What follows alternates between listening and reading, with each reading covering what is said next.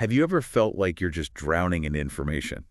Like you're constantly bombarded with new stuff? Yeah, it can be overwhelming for sure.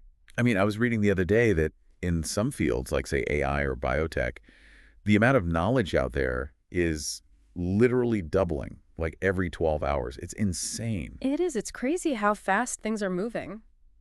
Makes you wonder, right? Like, is the key to keeping up really just learning more and more? Or is there like a different approach altogether? That's exactly what we're going to dig into today, right?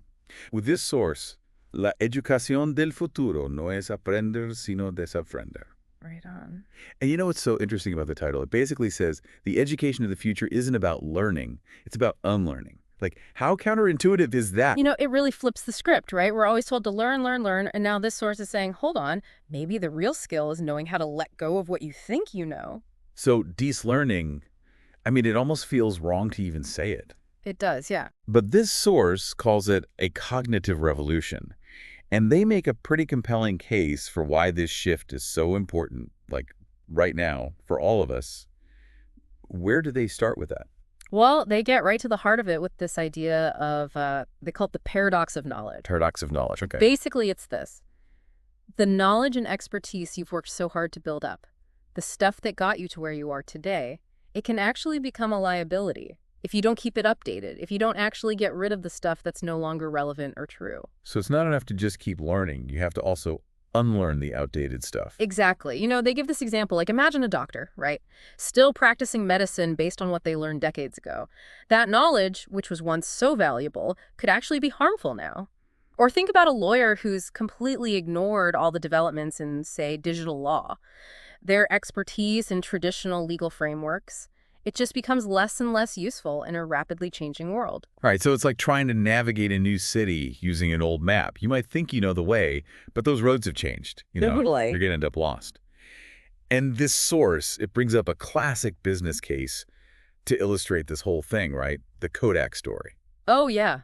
I mean, Kodak, they were pioneers in photography. They actually invented the first digital camera. Their whole business model was built on film. They were film, yeah? Right, they were film. And they held onto that so tightly. Couldn't let go. They couldn't let go of that way of doing things, even as the world was shifting to digital. And we all know what happened, right? They struggled to adapt, and it had a huge impact on their success. So the takeaway is that clinging to what you know, especially when the world's changing around you, can actually blind you to new opportunities. Absolutely. It's a real danger. Okay, so we're seeing how this idea of learning, it's not just some theoretical concept, right? It has real-world consequences. But is there a scientific basis for all of this? I mean, it's not as simple as just deciding to forget something, is it? No, it's actually a lot more complex than that. The source, they get into the neurological side of things. They talk about neuroplasticity inversa, which is this idea that our brains, they're not just forming new connections when we learn, they're also actively pruning away the connections that are no longer useful. So our brains are constantly decluttering themselves. Exactly. It's like a gardener, carefully tending a plant. You trim away the dead branches to make way for new, healthy growth. Okay, I can see that. And get this, studies from MIT, they suggest that this process of forgetting outdated information, it can actually make our decision-making sharper. It literally clears out the mental clutter, which allows for clearer thinking. That is so interesting. So forgetting, if you do it right, it can make you more effective. It's almost like the opposite of everything we're told about learning. And I remember the source also mentions a pretty significant statistic from the OCDE about the actual cost of not letting go of outdated skills. What was that again? Oh, yeah, that was a big one. The OCDE, they estimate that something like 40% of professionals today are using skills that are no longer relevant in the current job market. 40%. That is a huge chunk of the workforce. It is, and it just highlights the urgent need for developing this ability to de-learn. Because, if so many people are operating with outdated knowledge, it's going to have implications for productivity, for innovation, for their careers. Absolutely. Okay, so we've got a pretty good understanding now of why this whole de-learning thing is so important, especially in a world that's changing so rapidly. But the source also talks about the challenges, right? The barriers that make it hard to let go of what we think we know. They call them the three enemies of Dee's learning. What are those? Right. Well, the first enemy, it's this thing called sesquidus status quo, which basically means status quo bias. Status quo bias, okay. It's that tendency we all have to just stick with what's familiar, what's always been done, even when it might not be the best way anymore. It's that little voice in your head saying, but we've always done it this way. Ugh, I know that voice so well. It's comfortable, right? Even if it's not really working for you anymore. Exactly. The comfort zone can be a dangerous place. Okay, so that's the first enemy, status quo bias. What's the next one we need to watch out for? Okay, the second one is miedo al vacío cognitivo, which translates to the fear of a cognitive void. A cognitive void, okay. Yeah, and this is that feeling of unease that we get when we let go of a belief or an idea and we don't have something new to immediately replace it with. It's like this moment of feeling lost or uncertain. Right, and our brains, they don't like that feeling. They don't. They crave certainty. So it's natural to resist letting go of something, even if it's wrong, if you don't have a new answer ready to go. Yeah, that makes sense. It's like you said, it can feel vulnerable to admit you don't know something. So we've got status quo bias, fear of a cognitive void. What's the third enemy? The third one, it's called identidad professional rigida. And that's basically rigid professional identity.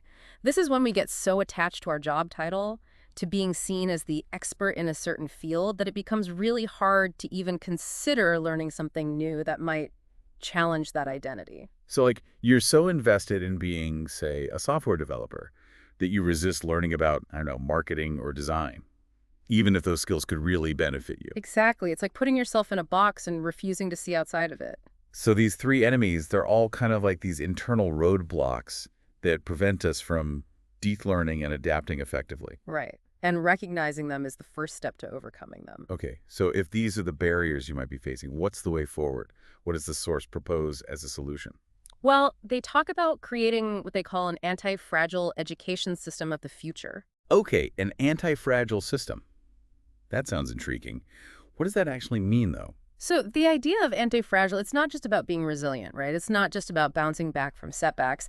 Anti-fragile systems, they actually thrive on disorder and uncertainty. They get stronger when they're faced with challenges like, they embrace the chaos. So it's not just surviving change, it's actually getting better because of it. Exactly. That's the key distinction. And the source outlines 5 main pillars for building this kind of anti-fragile system. Okay, 5 pillars. Let's break those down. What's the first one? All right, the first pillar is aprendizaje líquido, which translates to liquid learning. Liquid learning, okay. I like that. It sounds adaptable. It is. It's all about moving away from those rigid, fixed curricula and embracing learning that adapts in real time to the most current information and to your individual needs. Because let's face it, the things you need to know to succeed in your field, they're constantly changing. So our learning has to be just as dynamic. Right. The source actually gives a great example here.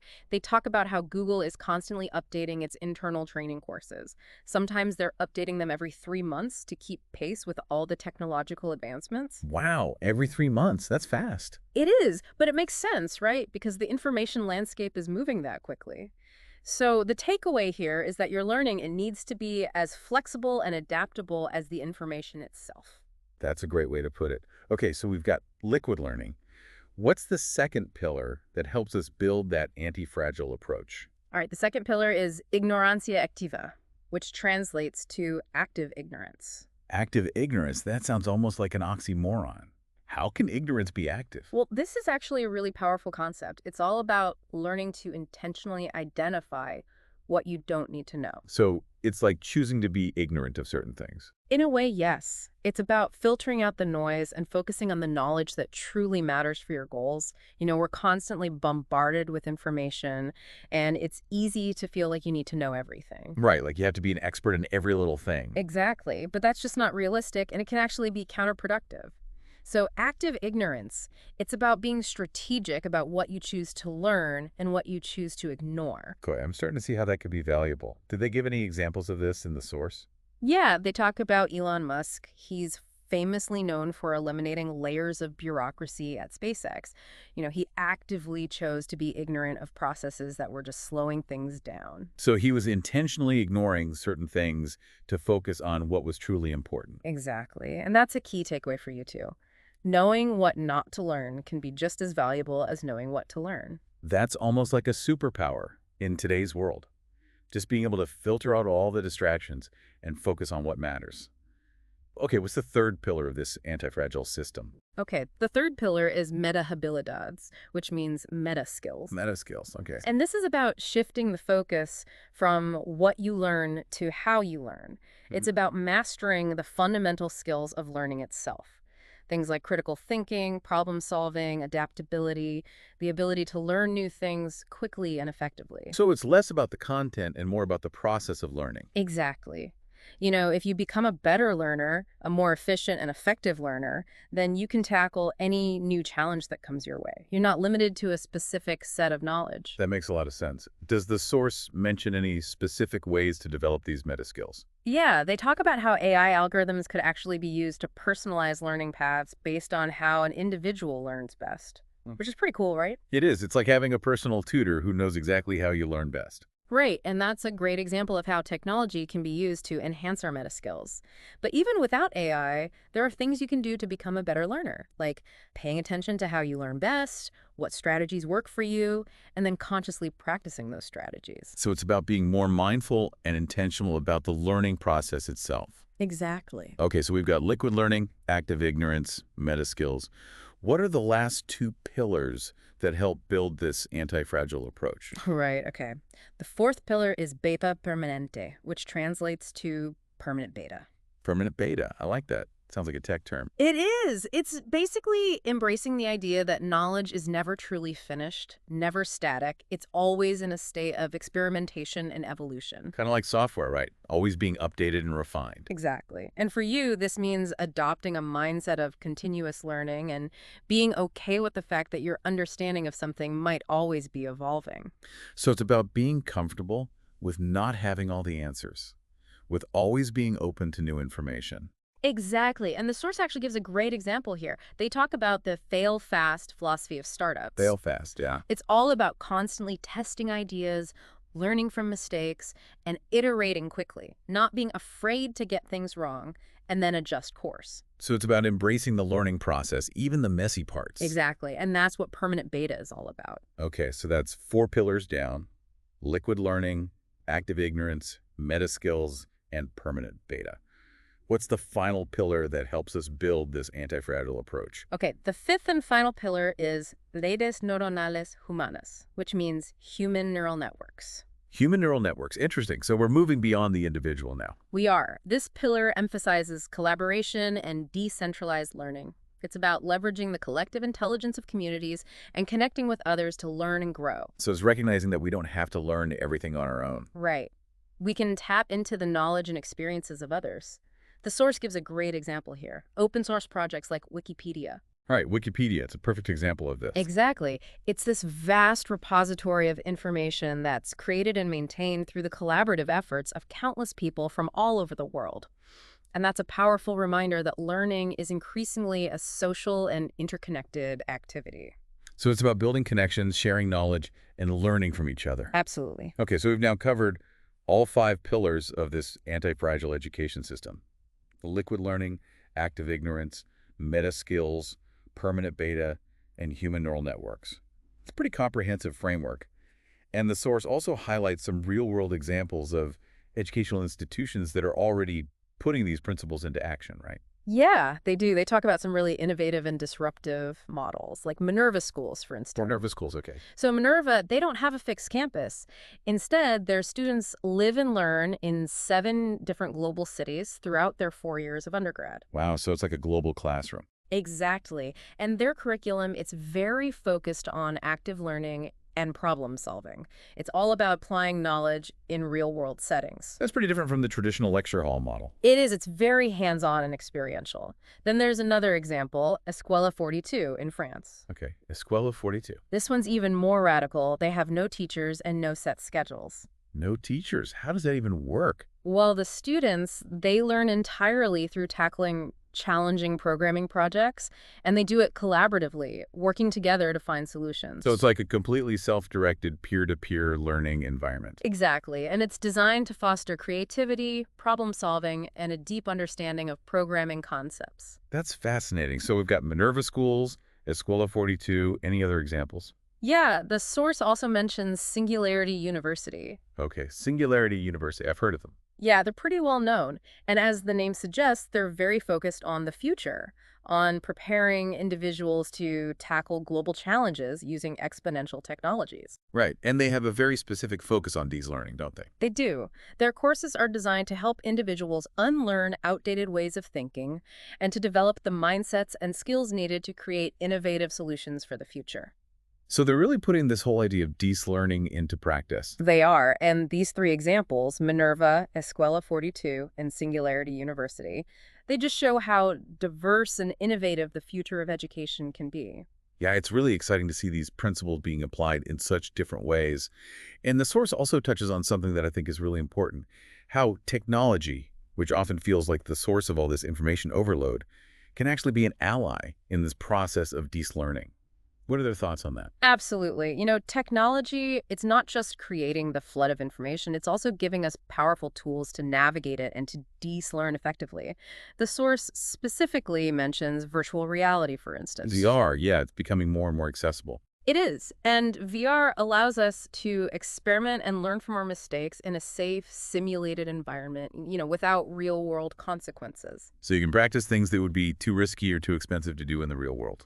Exactly. Like, imagine being able to practice a complex surgical procedure in VR before you ever operate on a real patient, or being able to troubleshoot a technical issue in a virtual replica of a complex system. Right, the possibilities are pretty amazing. So VR is one way technology can help us learn. What else? Well, they also talk about blockchain technology. Blockchain, yeah. Blockchain can be used to create these dynamic, constantly updated records of your skills and knowledge. So it's like a digital portfolio that reflects your evolving skill set. Exactly. And it can capture not just what you've learned, but also what you've unlearned or updated, which is really important in a world where knowledge is constantly evolving. That's a really interesting application of blockchain. So we've got VR, blockchain, any other examples? Yeah, the last one they mentioned is AI tools like ChatGPT. ChatGPT, everyone's talking about it these days. It's everywhere. And the source points out that AI tools like this, they can actually help you identify biases in your own thinking. Oh, that's interesting. How so? Well, they can do things like, challenge your assumptions, present you with alternative perspectives, prompt you to consider viewpoints that you might not have considered before. So it's like having a digital sparring partner who helps you test your ideas and potentially unlearn some of your ingrained beliefs. Exactly. And that's a really valuable tool for personal growth and development. Okay, so we're seeing how technology, if used thoughtfully, can actually be a really powerful aid in this process of learning. It's not just about being overwhelmed by information. It's about using the right tools to manage that information effectively. Right. It's about being intentional and strategic. Now, looking at the bigger picture, what does the source say about the potential social impact if more individuals and organizations embrace this idea of learning? They touch on some interesting economic shifts and even some pretty thought-provoking policy ideas. What are some of the things we might see happening on a larger scale? Well, on the economic front, it's possible that we'll see the emergence of entirely new professions focused on helping people and organizations adapt to this rapidly changing world. You might see things like cognitive trainers, people who specialize in developing learning skills, or mindset architects who help companies create cultures that embrace adaptability and continuous learning. So the skills of learning how to learn and unlearn could become highly sought after. Absolutely. However, the source also raises a really important point about the potential for a widening gap between those who can effectively learn and adapt and those who can't. Right, so we need to be mindful of the equity implications here. We don't want to create a system where only certain people have access to these essential skills. Exactly. And that's why they bring up some pretty radical policy ideas that are designed to address this issue. Okay, like what? Give me an example. One idea they propose is taxes on educational obsolescence. Taxes on educational obsolescence. Okay, that's a new one. Yeah, so basically it would be a financial incentive for companies to continuously invest in reskilling and upskilling their workforce. To encourage that constant process of learning and de-learning. So it's like a penalty for companies that aren't actively helping their employees stay up to date. Exactly. And another idea they suggest is de-learning licenses. De-learning licenses. Interesting. Yeah, it would be like paid sabbaticals specifically designed for individuals to take time off from their current roles and focus on acquiring new skills and letting go of outdated ones. So it's recognizing that de-learning is a process that requires time and dedication. It's not something you could just do on the fly. Right. And the source presents these policy ideas, not necessarily as endorsements, but as starting points for a larger conversation about how we can address the systemic need for de-learning in society. Yeah, they're definitely thought-provoking ideas that could spark some interesting debate. Yeah. And what about the role of companies themselves? What can they do to foster this culture of de-learning within their own organizations? Well, the source suggests that companies can create dedicated unlearning departments. Unlearning departments. Now, that's a department I'd like to see. Right. And the purpose of these departments would be to identify and eliminate inefficient or outdated practices within the company. They would basically be responsible for keeping the organization's knowledge and processes up to date. So it's like a built-in mechanism for continuous improvement and adaptation. Exactly. And they even propose the idea of a chief unlearning officer. A chief unlearning officer. Wow. Yeah, it's a pretty bold idea. But the idea is that this person would be responsible for championing a culture of reinvention within the company. They would be the advocate for constantly questioning the status quo and encouraging everyone to let go of old ways of thinking. So it's about embedding this idea of de-learning into the very fabric of the organization. Exactly. And it really highlights the fact that this isn't just a personal challenge for you, the individual. It's also a broader societal and organizational challenge that we all need to be thinking about. Absolutely. Okay, so as we start to wrap things up here, what are the key takeaways from this deep dive into de-learning? What should our listeners really walk away with? Well, the core message is this. In a world of constant and accelerating change, your ability to adapt is essential. And de-learning, it's a fundamental and often overlooked aspect of that adaptability. We need to start seeing our knowledge not as something fixed and permanent, but as something more fluid and adaptable, like software that needs regular updates and the occasional removal of outdated programs to function optimally. I love that analogy. It's like keeping your mental software up to date. Right, because if you're running on outdated software, you're going to run into problems. Absolutely. And the source, it ends with a really powerful quote, doesn't it? Something about how new ideas take hold. Yeah, they quote the physicist Max Planck, who said, "Science advances funeral to funeral." Wow, that's pretty blunt. It is. But the point is that sometimes old ideas persist simply because the people who hold them are resistant to change. And it connects this to the idea that the future of education and your ability to thrive in that future requires a certain humility, the courage to admit what you don't know and to let go of what's no longer serving you. That's a powerful thought. And the source, it doesn't just leave us with these big ideas, right? It actually offers some really concrete steps that our listeners can take right now to start putting this idea of de-learning into practice. Right. They offer a really simple 3-step process. First, identify one belief or practice in your field or area of expertise that might be becoming obsolete. Second, brainstorm 3 radically different alternatives to that belief or practice. And third, experiment with those alternatives, even in small ways, without being afraid of making mistakes. So it's about taking action, about challenging your assumptions and trying new things. Exactly. And the source ends with a final question, a bonus question to really get us thinking. Okay, what's the question? It's this. What are you willing to de-learn today? It's a direct invitation for each of us to start that process of introspection and identify one specific thing that we might need to let go of in order to move forward. That's a great question to end on, a question that we can all ask ourselves.